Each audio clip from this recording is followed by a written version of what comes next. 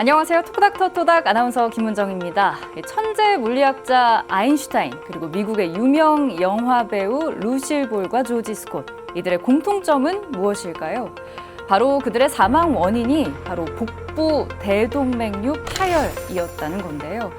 파열될 경우 환자의 반 이상이 사망에 이르러 뱃속 시한폭탄이라는 별명도 갖게 된 이 복부 대동맥류. 오늘 토크닥터 토닥에서는 혈관외과 황홍필 선생님과 함께 그 위험성과 치료 방법에 대한 이야기 나눠보겠습니다. 선생님 안녕하세요. 안녕하세요.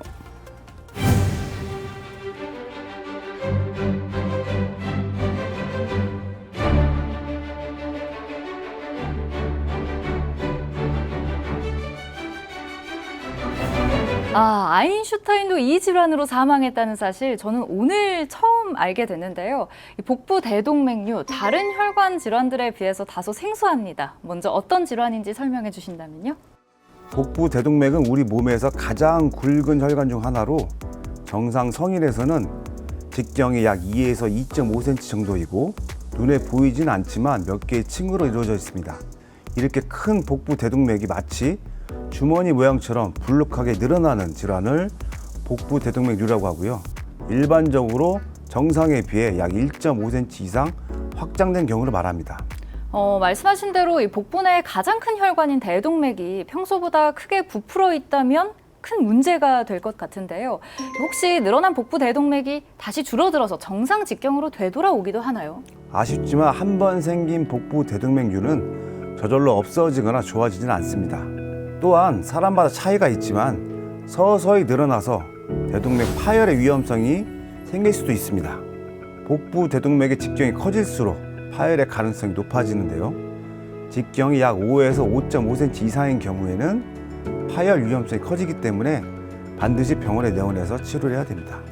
서두에도 잠깐 얘기가 나왔습니다만 이 치료 시기를 놓쳐서 복부 대동맥이 파열에 이를 경우 구체적으로 어떻게 되는 건가요? 복부 대동맥류 파열은 대량 출혈로 인한 혈압 저하, 의식 소실 등으로 쇼크 증상이 발생해서 사망할 수 있는 무서운 질환입니다. 복부 대동맥류 파열로 인한 사망은 약 50에서 70% 정도이고 파열된 환자의 약 50%는 병원에 도착하기 전에 사망하며 수술 사망률 또한 약 50% 정도로 굉장히 높은 사망률을 보이는 질환입니다. 말만 들어도 굉장히 무서운 질환인 것 같은데요. 이렇게 사망률이 높은 이유는 무엇인가요? 네, 복부 대동맥류는 초기 증상이 거의 없어서 발견이 굉장히 힘들고 예고 없이 갑자기 파열되기 때문입니다. 그래서 복부 대동맥류를 침묵의 살인자 또는 뱃속의 시한폭탄이라고 말하는 거죠. 초기 증상이 거의 없더라도 우리 몸에서 보내는 몇 가지 이상 신호들은 있겠죠? 네, 복부 대동맥은 파열되기 전까지 증상이 없는 경우가 대부분이지만 드물게 복부 통증이나 허리 통증이 동반되기도 합니다. 또한 복부 대동맥류 내에서 만들어진 혈전이 다리로 가는 혈관을 막아서 색전증 또는 하지 통증이나 냉감 등의 증상이 발생할 수 있습니다. 그렇다면 오늘 이 방송을 보고 계신 시청자분들께서 집에서도 간단하게 해볼 수 있는 자가 진단법 있을까요? 네, 복부 대동맥은 허리 쪽에 붙어 있어서 배 앞쪽을 눌러서는 확인이 안 되기 때문에 누운 상태에서 배 근육을 이완시켜야 됩니다. 자가 진단 방법은 먼저 편안하게 누운 상태에서 무릎을 세우고 아 소리를 내면서 명치에서부터 배꼽 사이를 깊숙하게 눌러줍니다. 이때 혹 같은 덩어리가 만져지거나 심장 박동 같은 맥박이 느껴진다면 복부 대동맥류의 가능성이 있습니다. 네, 이렇게 우리의 생명과 직결된 복부 대동맥류. 이번에는 퀴즈를 통해서 복부 대동맥류에 대해 좀 더 자세히 알아보겠습니다. 건강상식 능력고사 시작합니다. 선생님, 첫 번째 문제 주시죠. 네, 첫 번째 문제입니다. 복부 대동맥류는 성별에 따라서 발병률이 다른데요. 남성과 여성, 어느 쪽의 발병률이 더 높을까요? 아무래도 혈관 쪽이니까요. 흡연 같은 것들이 더 영향을 미치지 않을까 싶어서 흡연율은 남성의 비율이 훨씬 높은 것으로 제가 알고 있거든요. 자신은 없지만 남성 선택하겠습니다. 네, 정답은 남성이 맞습니다. 복부 대동맥류는 여성에 비해서 남성에게 약 6배가량 더 잘 발생한다고 알려져 있고요. 또한 복부 대동맥류는 동맥경화나 고혈압, 고지혈증, 비만 등의 성인병을 동반하는 경우가 발생 위험도가 증가하며 방금 말씀하신 것처럼 흡연 역시 복부 대동맥류 발병의 중요한 요인이 되겠습니다. 네, 이렇게 복부 대동맥류의 위험 요인들을 몇 가지 말씀해 주셨는데요. 혹시 나이도 관계가 있을까요? 네, 복부 대동맥류는 고령층에서 많이 발생하는 질환입니다. 특히 55세 이상부터는 발병의 위험도가 증가를 하고 80세에 가장 많은 유병률을 보이기 때문에 반드시 정기적인 검사를 하시는 것이 필요하겠습니다. 네, 계속해서 다음 문제 풀어볼까요? 복부 대동맥류는 유전 또는 가족력과 관련이 있을까요? 그렇다고 생각되면 O, 아니라면 X를 선택해 주시면 됩니다. 대부분의 질환들이 유전적 요인과 관계가 깊지만 대동맥 질환 같은 경우에는 유전적인 것보다 평소 생활 습관이나 후천적인 것들의 영향이 더 크지 않을까 이런 생각이 들어서 저의 선택은 X, 복부 대동맥류는 유전 또는 가족력과 관련이 없다로 하겠습니다. 아쉽지만 정답은 O입니다. 복부 대동맥류는 유전적인 요인과 가족력에 영향이 있는 질환입니다. 1차 직계 가족에게 복부 대동맥류가 있었다면 그 자녀는 약 20% 정도의 발병 가능성이 있으며 환자의 형제 자매일 경우에는 4배에서 6배의 발병률이 증가를 합니다. 그러면 가족력이 있으면서 나이가 많은 남성분들에게 더욱 위험한 질환이겠네요.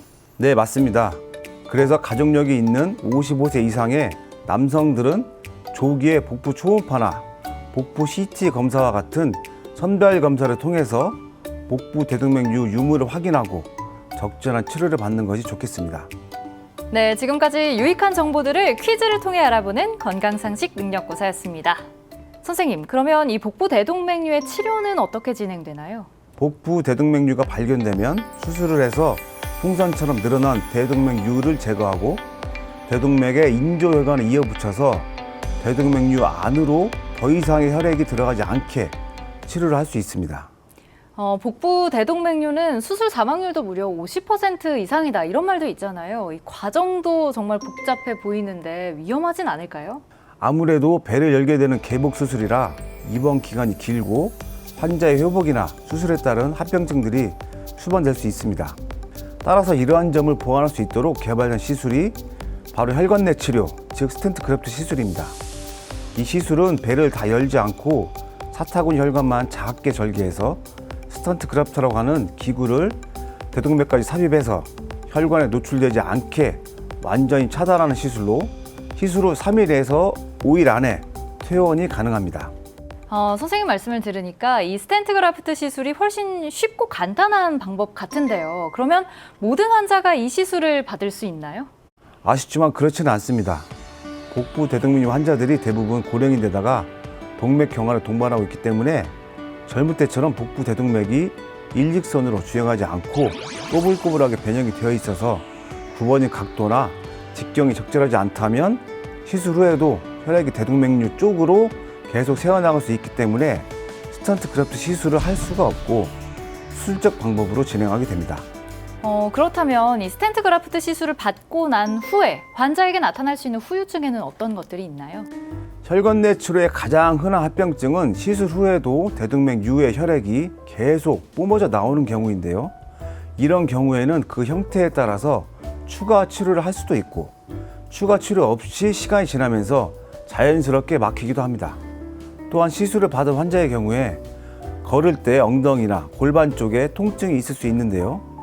이러한 통증은 시간이 지나면서 우회 혈관을 통한 혈류가 차차 좋아지면서 회복될 수 있습니다. 그렇다면 이 복부 대동맥류를 예방할 수 있는 방법도 있을까요? 사실 정확한 원인이 밝혀지지 않았기 때문에 명확한 예방 방법이 있지는 않습니다. 우선 60세 이상의 분들은 조기 진단을 위한 자가 검진을 통해서 본인이 직접 검진하는 방법을 권해드립니다.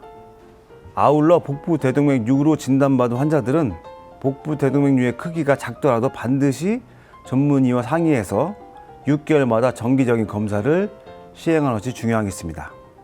네, 톡닥터토닥 오늘은 혈관외과 전문의 황홍필 선생님과 함께 복부 대동맥류에 대한 이야기 나눠봤습니다. 다음 이 시간에도 유익한 의학 정보들로 인사드리겠습니다. 함께해 주신 시청자 여러분 고맙습니다.